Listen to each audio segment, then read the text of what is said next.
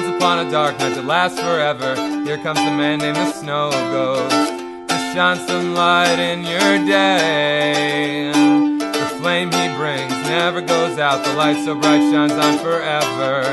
He brings the true and pure souls to you from the Silver Mountain. Ooh, ooh, from the Silver Mountain. Ooh, ooh, from the Silver Mountain. Ooh, ooh, from the Silver Mountain. Ladies and gentlemen, direct from the Silver Mountain, it's Bruce, the Snow Ghost Russell. On my left is Mike Benedetti Hello. and his better cousin, Hello. And Ann Lewinberg. Ann Lewinberg. Awesome. What's our show about today, Bruce? Anarchism.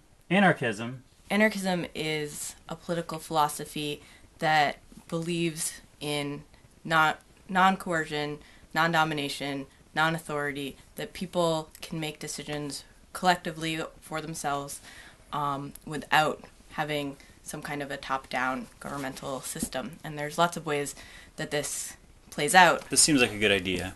I like this idea to say we don't need to tell each other what to do. We can decide what to do as a group. It seems like in reality this does not play out so well. Has this ever been tried before? Or has it ever been done before? Not on a large scale, but I think that what's beautiful about anarchism is that it can mean lots of different things to a lot of different people in a lot of different localities. And so organizing in small groups as small as a bookstore or a community center or things like that are great ways to play out what these ways of organizing, non-hierarchical ways of organizing, can be now, today. And I think that a lot of people, when they say, oh, how is that possible, people don't behave that way, people need to be told what to do, all those kinds of things, what it comes back to for me is it comes back to the fact that we're not, as a society, organizing the way that we teach our children, all of these things around an ethic of things like cooperation, understanding, all of the ways that we are teaching, and all of the ways that things like our economic system, like capitalism, things like that, are teaching people to compete, are teaching people to hit up against each other and dominate each other and all of those kinds of things.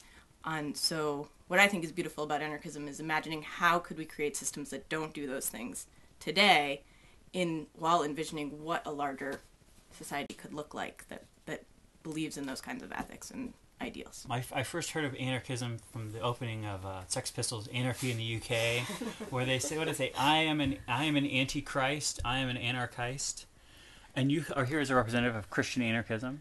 Yeah. So I assume you're not antichrist nor an antichrist. No, I've never heard that opening line from the Sex Pistols. So. Well, I think it's one of the foundational anarchist texts.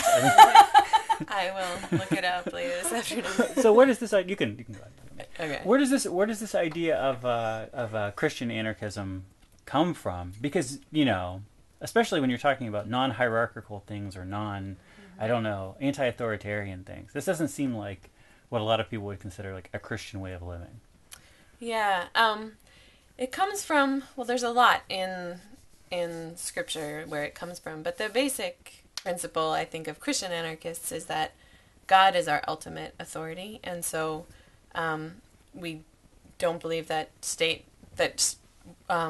authority would be like an idol that we're worshiping instead of God, and that when Jesus Christ came to teach us how to live, a lot of the things he taught us were very radical ways of living, and his followers, the apostles who continued on forming Christian communities right after Jesus died and was resurrected, lived by sharing everything in common. The hierarchical structures that had formerly been present were no longer present in their communities. They took care of the poor. They didn't look toward the state welfare to take care of the poor. They did it themselves. That's the basic principle. Okay. I just think about like certain things though in the New Testament, for example. Whenever at some point Jesus says, give to Caesar's what is Caesar's, or give to God's what is God's, or St. Paul, I think among others, say basically, don't worry about the government.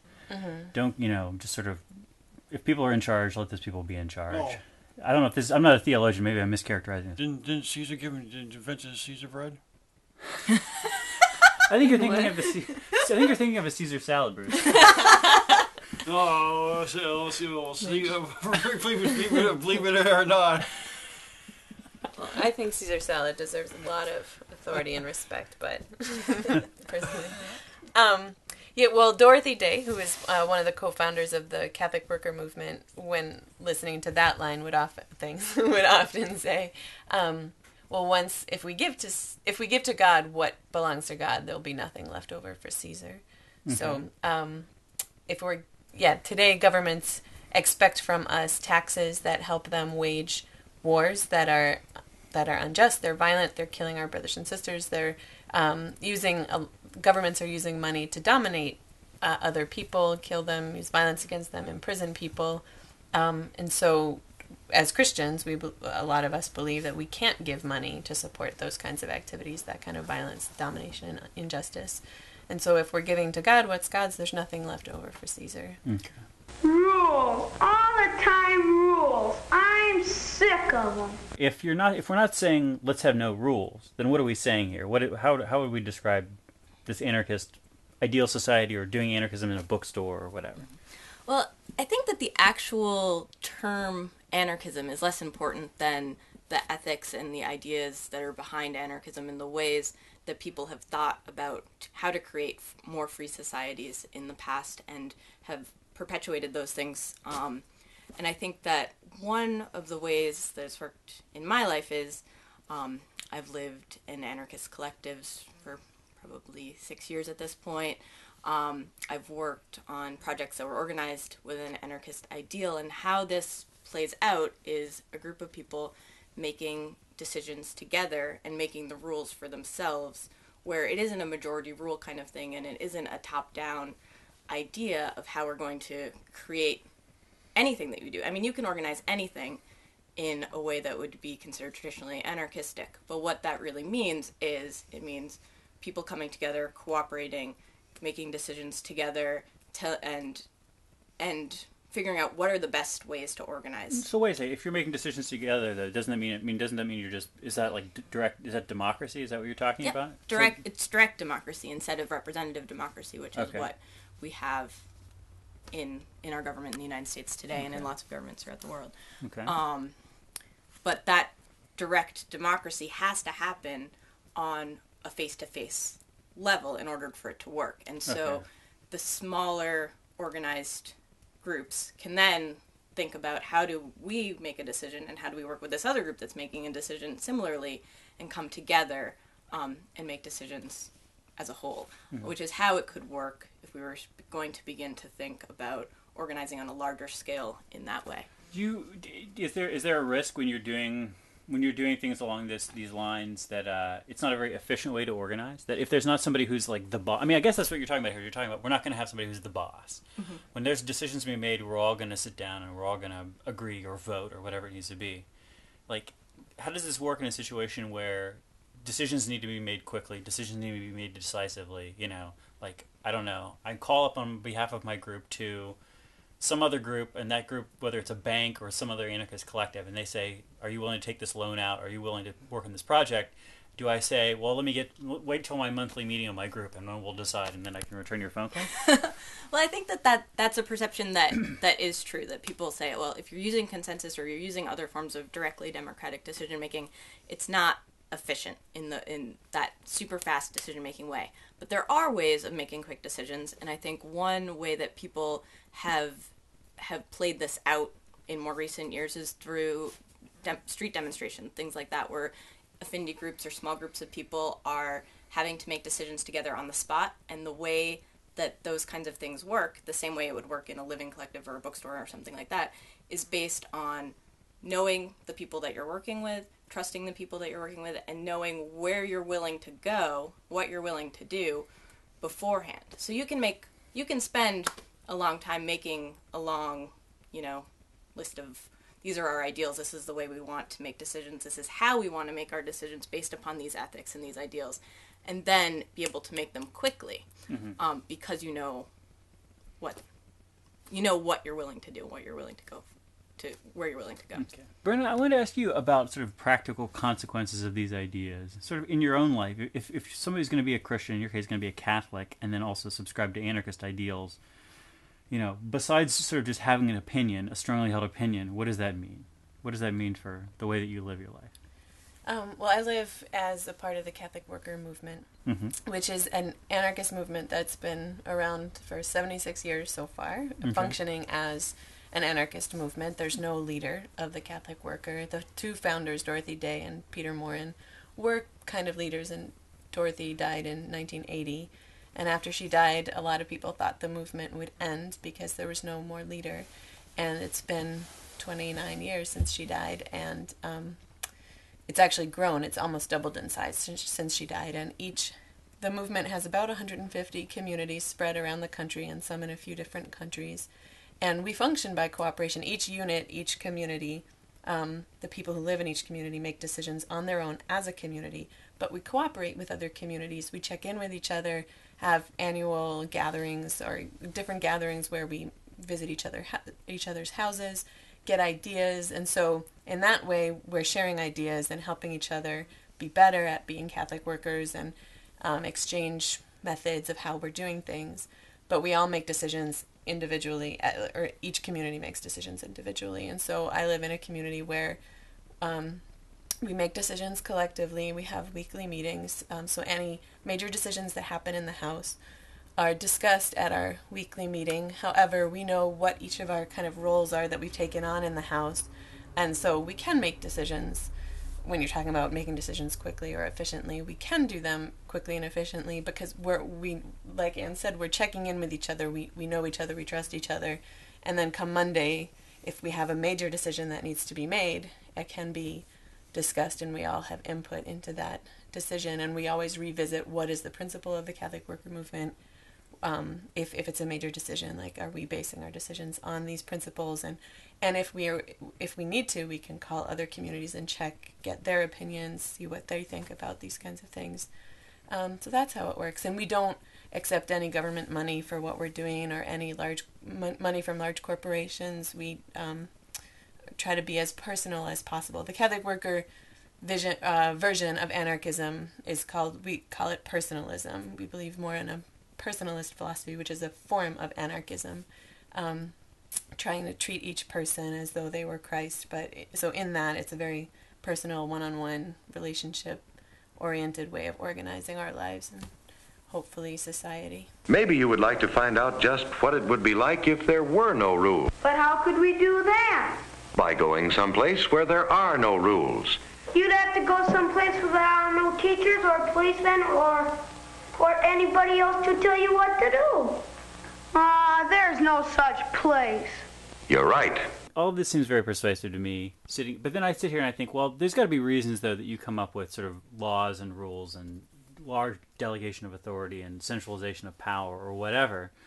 I guess one problem would be, like, what do you do when you have people who are in trouble? And also acknowledging that any of us could become trouble at any time, right? Like, how do you deal in a situation like this if you're going along and you have, again, we'll just take this example of a bookstore. You're trying to run a bookstore. You're trying to run a bookstore as a group. I don't know how you would do the finances exactly in a situation like this, but you're sort of trying to have nobody be the head boss of the bookstore. I know where you get the finances from. Where do you get the finances from? From the very fine. Maybe from Larry Fine. All right. Sounds fine with me.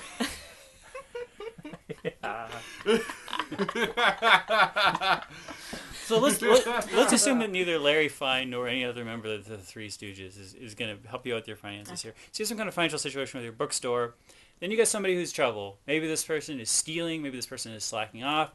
Maybe this person is like ordering books that they're not supposed to order. Like, people call up and say, "Hey, are you willing to order this book?" And they're like, "Oh, sure, we'll order the book." And then people are like, "No, you order a mushroom guide every single day. We never sell any mushroom guides. We're going bankrupt from having all these mushroom guides on the shelves." Whatever the problem is. Maybe this person is like a murderer or something. Maybe this person, how do you... Well, maybe if you're going to buy a whole bunch of mushrooms, maybe nobody's buying a mushroom book, maybe you should turn all the mush. Well, I guess that's one solution to the problem. Is it ringing any bells here, gentlemen?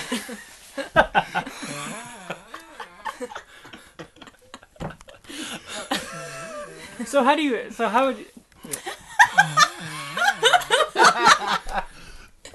Well, I think the answer to that question is that there are hundreds of thousands of creative solutions that communities can come to when something like that is happening. And I think that by delegating the responsibility for people's actions to the state, to the police, to something like that, you're not actually fixing the situation in a lot of respects. I mean, I don't think that most people, if you talk to them about our current criminal justice system, I don't think that a lot of people would say, "Oh, we're really creating a lot of change in the people that are going through the system," or "We're really like helping people through the criminal justice system." You may be helping the people who would otherwise be victims of people who are criminals. Maybe helping people become more victims necessarily. Maybe you help the people to become more of a victim instead of trying to be an advocate for their own behalf. But I think since each situation is very different, because each person is very different and the way that people are interacting is different depending on who they are and their life experiences, that communities, when these situations come up, can sit down and really like hammer out like why is this happening? What's going on? What are the factors that are creating this trouble, as we say? And there's lots of trouble, I think, that happens in these type of organizations because I think a lot of the time, since we aren't living in this free society right now, we have all of the baggage that comes from living in a society that's based on domination and all of these things that I don't personally think are good for us, are healthy for us. And so communities can come together and decide, well, maybe the best solution is to ask that person to leave. Because in anarchist organized communities or communities that are organized around these ethics or principles, there is always the idea of self-definition of being involved or being able to leave. No one is forced to stay or forced to leave, all of those kinds of things. But a community can decide that if someone's not living up to those principles and ethics, that maybe they shouldn't be there, maybe they should do X, Y, and Z to remedy the situation, maybe there should be some kind of a mediated process that would remedy the situation or make somebody feel better. There's all kinds of solutions that I don't think have to be top down. Okay, your answer seems a little bit of a cop out though. in that. You want if somebody example? No, I don't necessarily. We don't have to get into some sort of specific theoretical example that I come up with because it's not like it's not like authoritarian mainstream culture. Like there's not this problem too. Like there's still this problem. Like somebody screws up your ordering, or somebody kills somebody at the bookstore, or somebody steals money from the bookstore, and it's like run, and you can call the police, but this doesn't necessarily mean that like everything is now hunky dory. You still have this like screwed up situation at your bookstore. Yeah. But I guess I'm just wondering. I guess I sort of am getting at that question though of like, is this a situation which is going to work with people who are not really on the same wavelength and really attuned to each other? Like, I mean, could you run an anarchist bookstore where it was not all just friends or relatives? Could you have this kind of society? I mean, could you have organizations like that where people kind of didn't like each other or didn't get along? I think it becomes difficult. I think that part of cooperating is building trust and building relationships and having those kinds of things. I think people can come in and not have those relationships and build them and build trust, and all of those things can happen. But with the idea of free association and with the idea of building small communities that are making decisions together, there is that idea that people need to come together on some level, which doesn't mean there aren't going to be conflicts. There's always, as long as there are people working together in some form of families anyway, there are going to be conflicts. But it's how we deal with those conflicts that's sort of what defines the group. Well, here's my theory. What's that? It's just like if I was to say that I owned a restaurant and a few hotels, I basically would get people who could actually do it. And then once they weren't, give them a certain amount of time to try this and give them an amount of time if they want to do this and willing to do this, who can do the work. Then when we actually reach that time, decide to stay on all the time, or I guess somebody else is willing to do it more. You get really more involved. Okay. Because, I mean, I'm kind of going through that with my band is right now. just getting people who's willing to do the work until some other folks will come and who want to jump on the wagon and take us another step further. Would your ideal band situation be a situation in which there was one person who ran the band and did the hiring and did the firing and decided the musical direction, or would it be like? Everybody's have their. I think it's important to have everybody's input and behalf. Okay. I mean, it's not up to one person, because what happens is if it's a one-person thing, then they all agreed on. Then they all look at you like you're the bad guy or whatever. I've been in that situation before. I mean, not with my band, but just with other things. It's legendarily hard to find that kind of chemistry, though, in a band, right? No, not really. You don't think it's hard to find that kind of chemistry? No. You have to, first of all, you're going to find that right kind of chemistry. You have to know, first of all, you have to know what you're looking for, able to get that chemistry. Okay. And sometimes it takes months, and sometimes it takes days, sometimes it takes weeks, sometimes it takes years. Okay. And you really, how much are you willing to work with this person to develop that thing? I want to ask Brenna a question. Brenna, in the Catholic worker movement, Catholic worker communities generally are also assisting people with housing and food or something like this. You know, basically, very oftentimes the people who are sort of the self-declared community members, anarchists, Catholic anarchists or whatever, are like also like living, you know, next door to or in the same room as people who would otherwise be homeless or on the street in some other way. You know, people dealing with drugs and other kinds of problems like this. So you know, as Catholic workers, you guys have experience, I guess, trying to have some kind of community with people who are, you know, like are proven to be trouble. You know, like I said, like we all have the potential to be trouble. These are people who are, you know, better at making that happen than others. Oh, look at me. What? Oh, look at me. I'm not. Should I look at you or not look at you? No, I'm just saying, look at me. I was just saying. All right, I'm looking at you. People have been telling me to look trouble. I mean, look at me. Blame me. Blame me. It was my fault, and good luck with it. So how does that kind of thing work out? I mean, do you have any experience like? Yeah, I actually have a perfect example of kind of what we're talking about. I used to live in a community with a man named Al, who was an alcoholic since he was about 14, sleeping outside, kicked out of his house, in and out. So we knew him in his 40s. I mean, he was a guy who had been living on the street for about 30 years, hardcore alcoholic. I mean, he was trouble. And when he was sober, he was staying with us and was really a part of what we considered. He was a part of our family. And one night he came home extremely drunk, possibly having used other substances as well. And I was the person sort of manning the phones and dealing with things. A friend of mine that I used to live with in South Bend. Oh, okay. And so I asked him to leave. I said, you know, you can't stay here. You know, we had agreed the house would be for people who came home drunk or high or whatever, right. Violent, could not stay that night. So, you know, you got to leave for the night. And he wouldn't. He used, you know, a lot of bad language and was kind of frightening people and me. And we happened to have a lot of us home. A lot of our community members were home, and we discussed the idea. And on principle, we were opposed to calling the police. And I will admit, this is the one time in my life that I've ever called the police on someone. And the reason I did it was not to get him away from us. It was because it was freezing outside. It was below freezing, and I was afraid that with the amount of alcohol in his system, if he slept outside that night, he would freeze to death. And I didn't want that to happen. So I thought, at least if he can sleep in the jail cell, he can sober up and, you know, survive the night. Mm-hmm. So reluctantly, after a couple of hours of discussion, I did call the police, who came in with stun guns and batons and threatened him with the stun guns. He got even more belligerent. And we should say, to be fair, the police have certainly had experiences with Al. I am not faulting them. We called them. And I heard at some point he was the second most arrested person in St. Joseph County.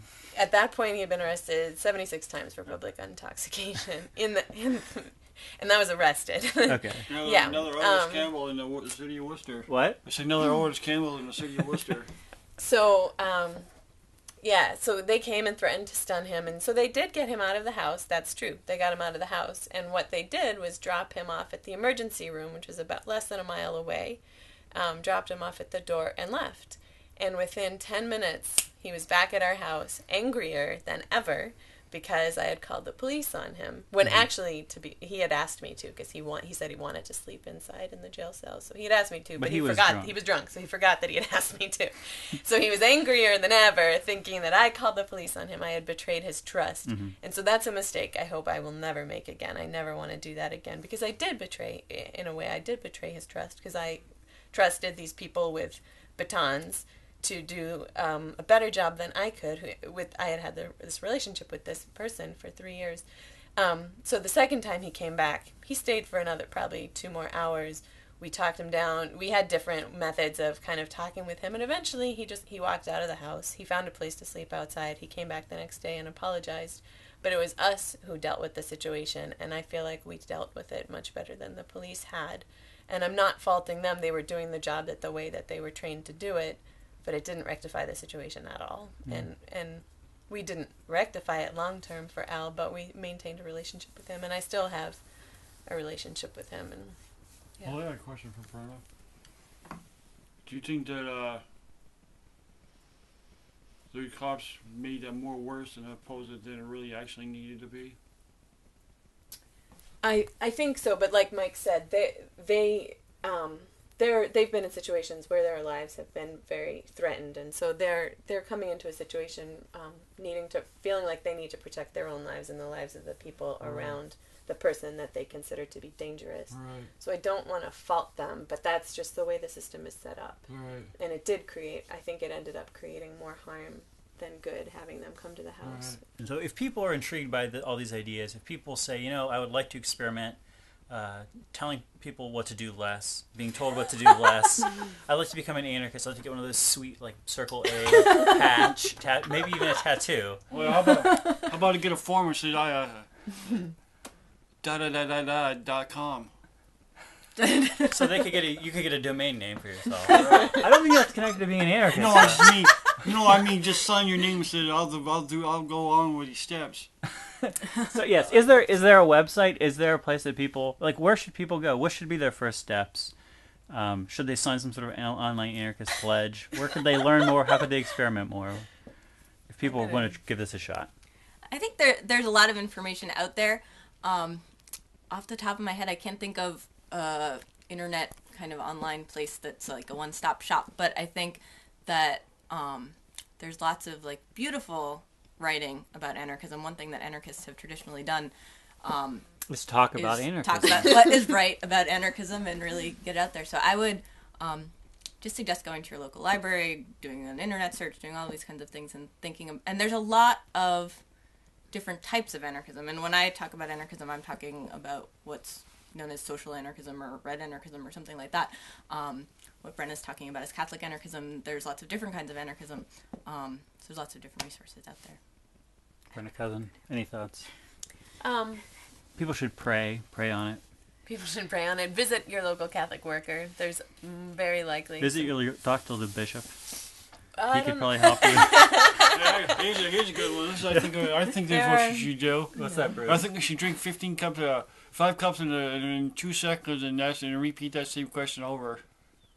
What? Drink 2 cups of what? Drink 5 cups of what? And drink 5 cups of coffee. Coffee. Yeah. Awesome. Probably not the local bishop, although you could talk to bishops about subsidiarity, which is a Catholic principle, which is very... that would be the code word. Subsidiarity and personalism. And personalism. They're very similar to anarchism. Subsidiarity is a Catholic teaching that the decisions should be made by the most local group possible and not given to a higher authority. Anarchism. Bruce Russell. I might know a place to go to see if you can find some anarchism. What's that? Go to an antiquarium. The American Antiquarian Society might have something about it. Well, I want to thank you guys for being on the show.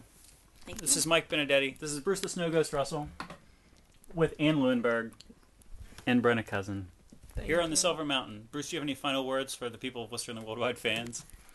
Gentlemen, who came in? Isn't it fun to have a nice meal with your friends with no rules?